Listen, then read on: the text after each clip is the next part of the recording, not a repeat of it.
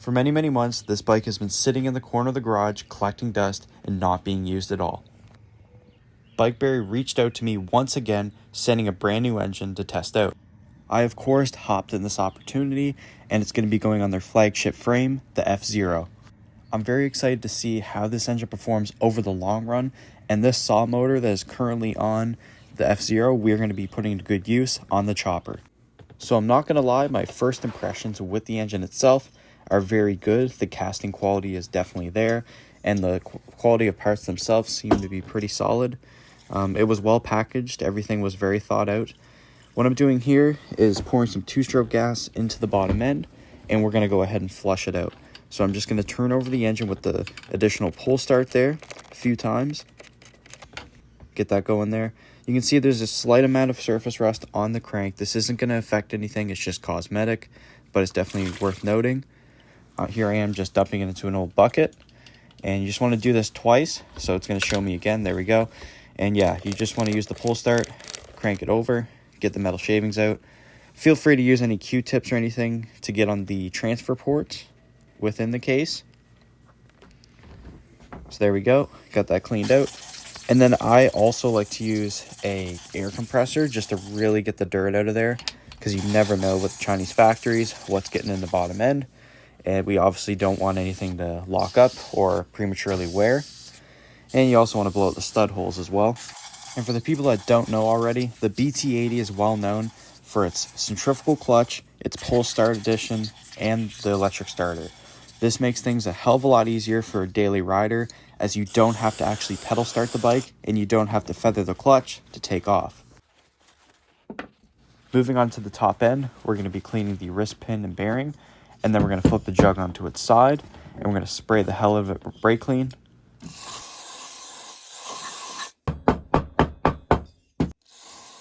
And I really stress this on a new motor. Back in the day, you used to just slap them on a bike and fire them up. You can't really do that now, as the quality has gone, I wouldn't say it went better, that's for sure. There's always going to be little imperfections. It doesn't matter what company you buy from. I'm not specifically talking about Bikeberry. It doesn't matter where you get it from. It's just from a Chinese factory, and you have to just deal with that. But as you can see, I'm just using a Q-tip. We're scrubbing out the transfer ports to our best of our ability, and we're just going to make sure we get any metal residue off of the cylinder, so that way everything can break in properly and last a very long time. So the ports in the cylinder, they look pretty good. There's no casting burrs on the edges themselves. They're fairly wide, but they're not very tall, so this thing's not going to rev super high. And I don't expect it to, but it's got a huge exhaust port. So it's got a lot of potential for a larger pipe down the road. Maybe something like a CR80 or a YZ65, or who knows. But we're just going to be cleaning that out as well. And there's studs on this exhaust port, which is very nice.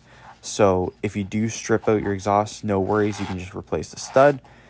If you remember in my last build series, that 80cc actually had bolts in the exhaust port, which means if you strip it, you're screwed. You have to replace the cylinder and or tap a new one out. Something I want to throw out there with this kit in particular is it does not include a battery in the box, so you'll have to go to your auto parts store or something and pick that up. It's not a huge deal because you can still pull start it just to test it out, make sure you did everything right. But yeah, kind of annoying. Wish they would include it, but it is sold on the website, so that's good. Here I am just adding a little bit of oil here. I'm just going to be lubing up the cylinder.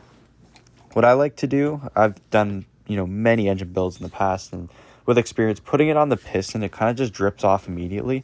So if you just lube the cylinder, it actually holds up better and sits on the rings a little bit better. But here I am just lubing up a wrist pin bearing, getting that all lathered up and install it onto the rod. Here's something to note. So this piston was stamped the arrow on the intake side, and the intake side has those little locating pins for the rings themselves. So if you went by that arrow, there's a good chance you could have snagged a port, which is obviously a bad thing, and could ruin your cylinder, your whole top end, maybe even your crank. So just go by the locating pins is what I'm trying to say. But we're just going to push that pin in there. here's something I want to mention too. You'll see it here in a second, the clip. I actually had to get my own wrist pin clip. Now, this isn't Bikeberry's fault, but maybe it got lost in shipping. I don't know, but I do know they include it usually. So maybe it was just my case, I got unlucky. So I had to use an old windowed piston that I had lying around and steal a clip out of that. It's not a huge deal because I'm already in this hobby, but if you didn't have any bikes before, it may suck. But here I am just installing that. So with these, you want to squeeze them towards the middle and do a clockwise rotation onto it, and then do a tug and pull. All right, so we're just going to flip the motor around. So now I'm wiggling on the cylinder. This is a one-piece design. It's super simple, very foolproof. You can't really get head gasket leaks or anything. So we're just lining that up there, and we're going to drop the head bolts in. Now, I kind of like these. They're very nice, but once again, you have that same problem. If you strip these out, your case is actually no good. So it really depends, but we're just going to be screwing the spark plug here. It's just a stock, Chinese plug. I wouldn't run this for too long if I were you. I would change it out almost immediately after you get it started, as the NGKs are proven to be a hell of a lot better. But here I am just starting by hand, and then we use the impact, drive them in most of the way. I do not recommend tightening your cylinder with an impact, as you could strip it out very easily like that and or warp the surface itself. So it's definitely something to be careful about. But then I like to hit it with a ratchet. And a little tip is, I've said this in many past videos, is I use my thumb as kind of a torque guide. So you can see here I'm actually doing it wrong, but there we go. So that's what I normally do right there, and that prevents you from over torquing the cylinder in my experience. And this is coming from a guy who stripped a lot of bolts. So, and my original plan was to put this engine on the OCC chopper, but after doing some investigation, unfortunately, it's not going to fit. It's going to hit the chain, and it's just too wide of an engine. So putting it on the F-Zero makes sense for me, as I do currently have a job, and I would like to get there on a motorized bike, and this engine makes the most sense. As my performance bikes, I mean, they're great, but they're loud, they're obnoxious, they're hard to start sometimes, especially when it's colder. And this electric start is just going to be so nice. But here I am just torquing the head. And we'll see how it holds up over time. Maybe, we'll do a 1-year review on this thing. Who knows, right? But what I probably should do is, it's a good idea, is to add an hour meter and or like some kind of thing to measure mileage. Because I can never really tell like what the mileage is on my two-strokes. It's just good to replace top ends and stuff. It really kind of takes the guessing out of it.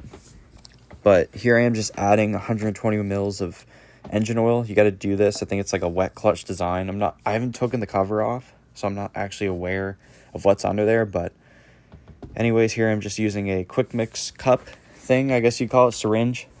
Just putting that in there. It's definitely tough. You can spill it sometimes, but as you can see here, it drains pretty quick, which is good. Which is surprising because there's no vent on it, but somehow it went down. And for the oil, I'm just using 10W30, high mileage. The reason for this is because I don't plan to changing it. It's probably going to stay in here for the life of the engine, so I might as well just have something that holds up a long time.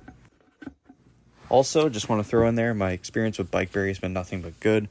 All the products that I've gotten from them have been of good quality.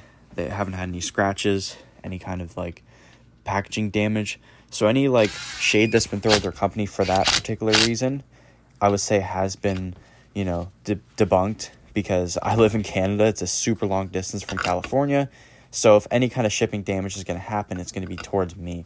But, I'm not going to sit there and say that things like this can't happen. There's always accidents and things like that. But when you have a huge company like that, always putting out products, there's just going to be some with defects. That's just how it is.